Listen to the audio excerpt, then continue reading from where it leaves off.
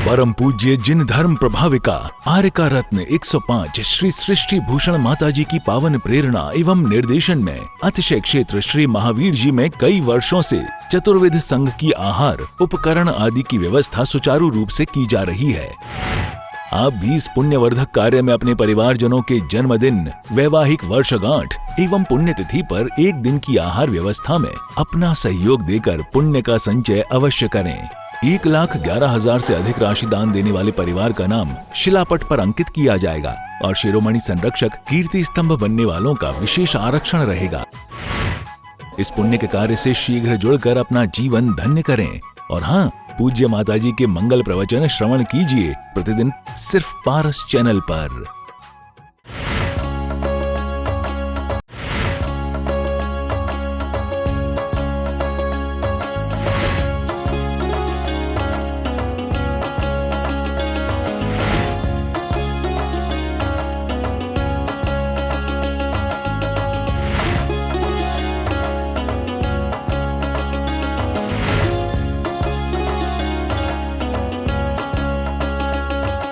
आँख खुली तो सपना गया, आँख खुली तो सपना गया, आँख मूंदी तो अपना गया। पगले 2 दिन का मेहमान था, बाद में दफना गया। 2 दिन का मेहमान था, बाद में दफना गया। जिंदगी की सिर्फ इतनी सी हकीकत है कि एक सपना सो कर देखा जाता है, एक सपना खुली आँख से देखा जाता है। लेकिन सपना सपना ही है, क्योंकि संसार कभी अपना नहीं होता है। एक राजा का बेटा बीमार था, बहुत दिनों से बीमार था। राजा भी थक गया था, कई रातें उसकी चिंता में गुजारी थी, कई वैद्य बुलाए थे, कई लोगों से उपचार, कई लोगों से जादू टोना सब कराया था। लेकिन कहते भी हैं, मणि मंत्री तंत्री बहु ये मरते न बचावे कोई। और राजा पास में बैठा था, रानी भी बैठी थी। अचानक रानी की चीख से राजा की नींद खुल गई। बैठे बैठे ही उसे सपना आ गया था, और जैसे ही नींद खुली तो उसने देखा कि बेटा मर गया। लेकिन वो हंसने लगा। पत्नी ने कहा, पागल हो गए हो क्या? अरे बेटा मर गया है, आपको पता नहीं है? बेटा मर गया, आपको हंसी सूझ रही है। उन्होंने कहा, अभी मेरी आंख बंद थी और नींद में झपकी लगी मुझे, और मैंने देखा कि मेरे 12 बेटा, बढ़िया राज्य, बड़ी संपत्ति, सब कुछ था। अब मैं उसके लिए रहूं या इसके लिए रहूं? क्योंकि वो भी मुझे अपने लग रहे थे, वो भी मुझे लग रहा था कि वो मेरे अपने हैं, और उनमें भी मैं इतना ही तल्लीन था। लेकिन जैसे ही आँख खुली तो देखा कि बेटा मर गया। और ये भी सपना की तरह है, क्योंकि आया था तो अपना लगता था, हमेशा शाश्वत लगता था मुझे कंधा देगा। लेकिन ये क्या पता था कि मैं ही से कंधा दे दूंगा। और कहते हैं राजा बैरागी हो गया, उस बच्चे के बाद सन्यासी हो गया। हम कितने लोगों को कंधा दे देते हैं, आप लोग कितने लोगों को जला कर आते हो, लेकिन अपनी वासनाएं नहीं जल पाती हैं। हम हमेशा मंदिरों में आकर प्रार्थना करते हैं कि भगवान हमें मोक्ष दे, मोक्ष दे, लेकिन मोक्ष पाना नहीं चाहते हैं। हम पाना संसारी चाहते हैं। हम अपने बंधनों में ऐसे बंधे हैं कि हमें सत्य हिंसा की बात समझ में नहीं आती है। हम चांद तारों की बात कर लेते हैं, लेकिन सत्य हिंसा की बात हमारे गले नहीं उतरती है, क्योंकि सत्य हिंसा से सिर्फ हमारा धर्म तक नाता है, कागजों तक नाता है। ज़्यादा होता है तो जुबान पर ले आते हैं, जीवन में कभी नहीं ला पाते हैं। और जो जीवन में ले आते हैं वो मोक्ष तक पहुंच जाते हैं। सिकंदर ने बाहर का सब कमाया था, लेकिन अंदर का ज्ञान नहीं पाया, अंदर की संपत्ति नहीं पा पाया था। कहते हैं सिकंदर जब भारत विजय के लिए आया तो लोगों ने कहा था कि भारत से एक संत भी लाना। जब विश्व विजेता बनकर लौट रहा था तो उसे ख्याल आया कि लोगों ने कहा था एक संत लाना, और उसने पूछा पास में कोई संत है? लोगों ने, सैनिकों ने जवाब दिया, संत तो बहुत हैं, लेकिन जो संत चला जाए वही सत्ता। बड़ा संत है, वो चला जाए तब समझना तुम संत को ले जा पाए। उसने अपने सैनिकों को भेजा और कहा कि कह दो कि सिकंदर का आदेश है। संत ने कहा कि मैं किसी का आदेश नहीं मानता हूँ, मैं अपना ही आदेश मानता हूँ। लोगों ने कहा कि सिकंदर सम्राट सिकंदर। उसने कहा हम अपनी सत्ता के स्वयं सिकंदर हैं, हम अपनी सत्ता के स्वयं सम्राट हैं, हम किसी के और की सत्ता नहीं मानते। हमारी अनंत चतुष्टय की सत्ता से बड़ी और सत्ता क्या हो सकती है? यहाँ की सत्ता तो सत्यानाश कर देती है, लेकिन वो सत्ता शाश्वत सत्ता एक बार मिल जाए, एक बार आत्मा का ज्ञान हो जाए, फिर कोई आपको गुलाम नहीं बना सकता। और आप अब कभी कितने भी सम्राट हो जाएं, बड़े आदमी लगते हैं कि बहुत सम्राट हैं, बहुत बड़े आदमी, इन्हें कौन हरा सकता है, लेकिन वो हारे हुए हैं, डरे हुए हैं।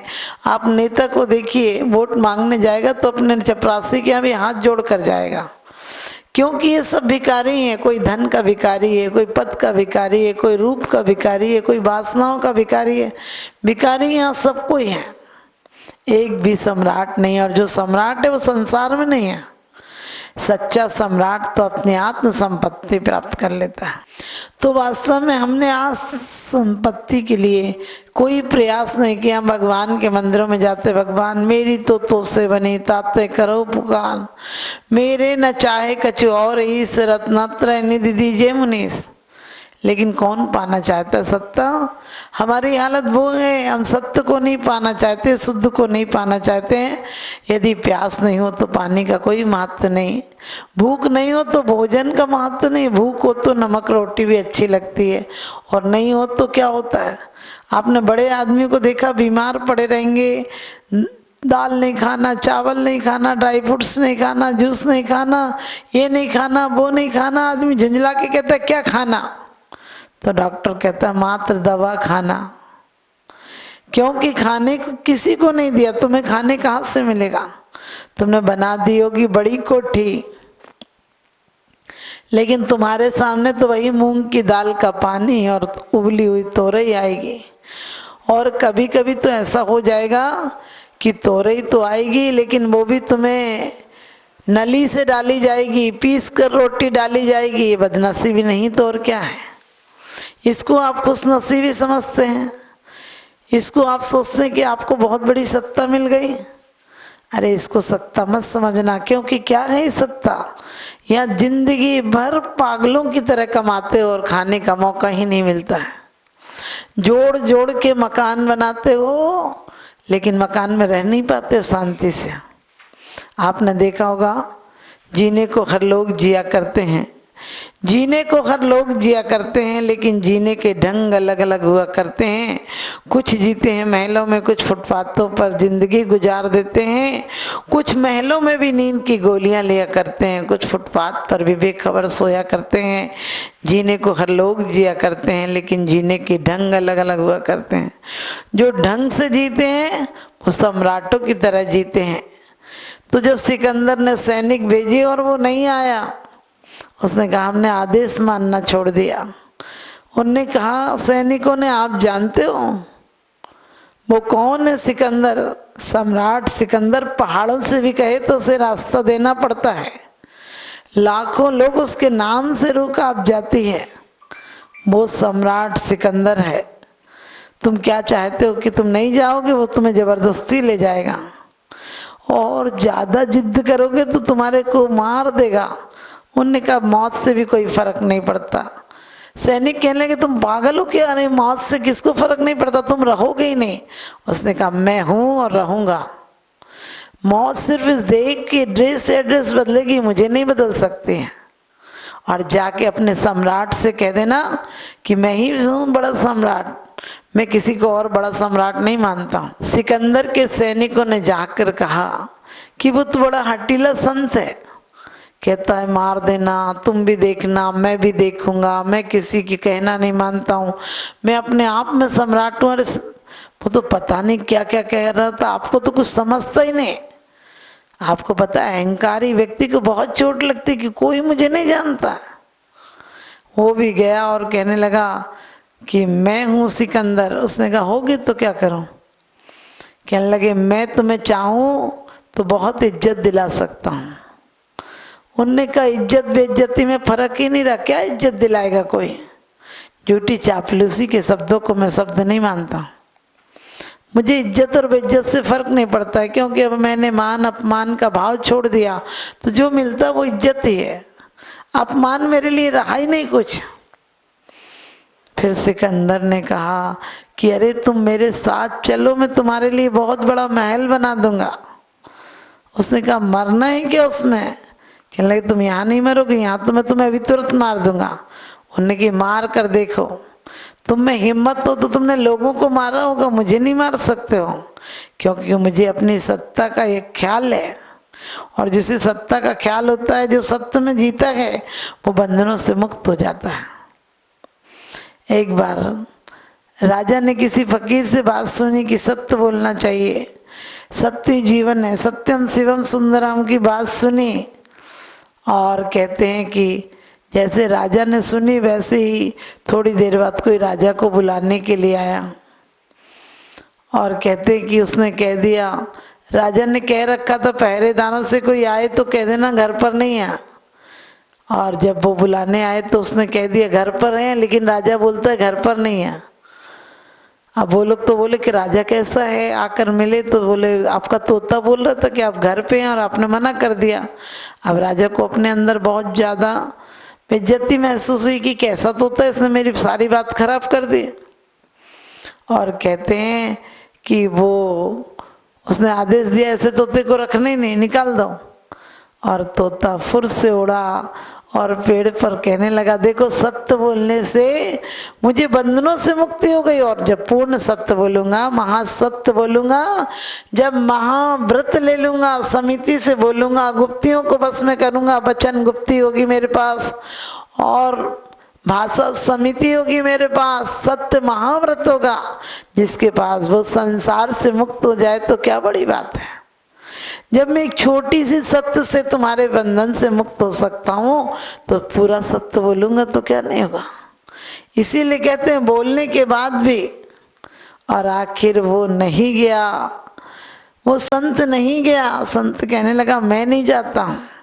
सिकंदर ने कहा कि तुम्हारा लड़ जीवन देखकर, अरे तुम यहाँ रहते हो, कहो तो एक झोपड़ी बना दो। उसने कहा कृपा करके तुम यहाँ से जाओ, मेरा समय बर्बाद मत करो, क्योंकि तुम बना दूं बना दूं बना दूं, मैं दिखा रहा हूँ, मैं बना दूं, मैं तुम्हें इज्जत दिला दूं, मैं तुम्हें जिंदगी दिला दूं, क्या ये बकरों की तरह मिमिया रहे हो? जाओ आगे चलो, तुम्हें हम जैसे फकीरों की बात समझ में नहीं आएगी। और कहते हैं कि सिकंदर ने अंत में यही कहा था प्रभावित होकर कि मैं भी तुमसे प्रभावित हूँ, मैं भी आना चाहता हूँ। उसने कहा आ जाओ। उसने कहा ये जीत का थोड़ा जश्न मनाया हूँ, लौट आऊँ। उसने कहा कोई नहीं लौटता, आज तक कोई लौटा ही नहीं। कब लौटोगे? लौटना है तो आज और अभी लौटो। हमारे जिंदगी के घोड़े भी कभी लौटते नहीं हैं। पद प्रतिष्ठा के घोड़े अंत समय तक, अंतिम सांस तक दौड़ाते हैं, पहुंचाते कहीं नहीं। क्योंकि दौड़ते ही दौड़ते दम तोड़ता है आदमी। तीन चीजें जिंदगी में जोड़ता है आदमी, 2 रोटी 2 धोती 3 गज कच्ची जमी, 3 चीजें जिंदगी में जोड़ता है आदमी।